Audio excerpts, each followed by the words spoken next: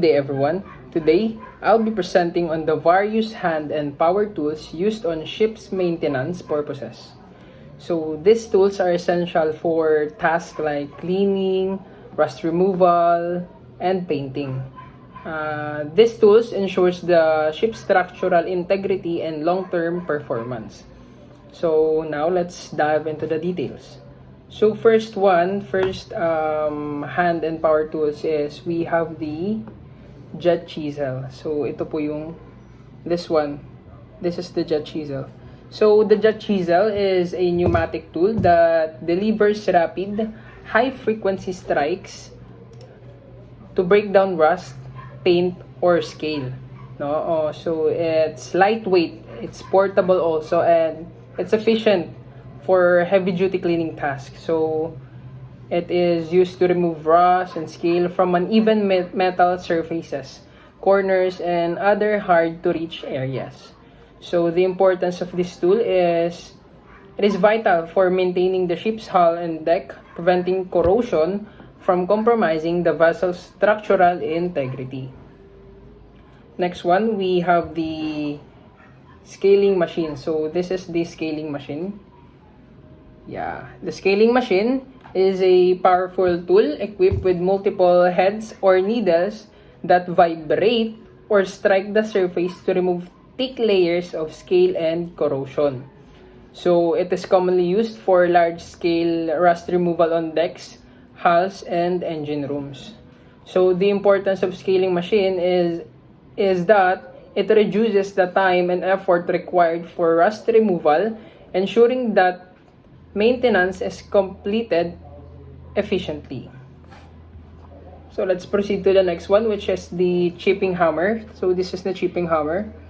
So the chipping hammer naman is a handheld tool with a pointed or flat head designed for manually chipping away rust, paint, or scale. So it is used in precision cleaning tasks or on delicate surfaces where power tools might cause damage. So the importance of the chipping hammer is this is a simple tool, indispensable for detailed work in areas where other tools cannot reach. To proceed to the next one, we have the brush or steel brush. So it is a tool with stiff bristles, either handheld or attached to a power tool, used for scrubbing and cleaning surfaces. It is used for removing light rust, dirt, or paint residues from surfaces, especially before painting or coating. It prepares surface to ensure better adhesion of primers and paints, improving the longevity of coatings. No? So next one, we have grinder brush. So grinder brush is a power grinder fitted with a wire brush attachment. So it is ideal for aggressive cleaning. It is used to remove stubborn rust, paint, and scale from large metal surface. So the importance of grinder with brush is it saves time and effort while providing a smooth, clean surface for further maintenance work. Next,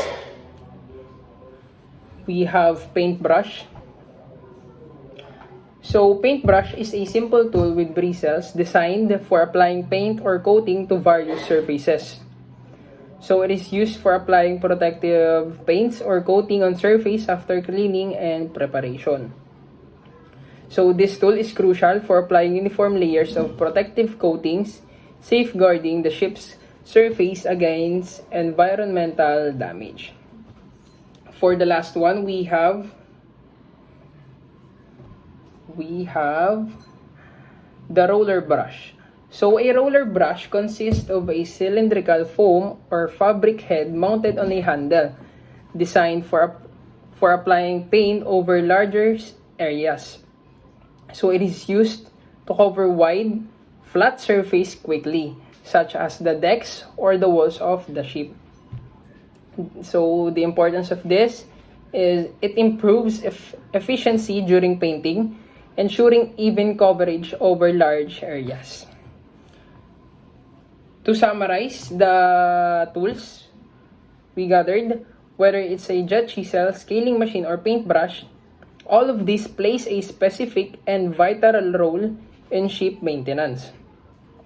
These tools not only make the maintenance process more efficient, but also help in preventing damage and extending the lifespan of the vessel.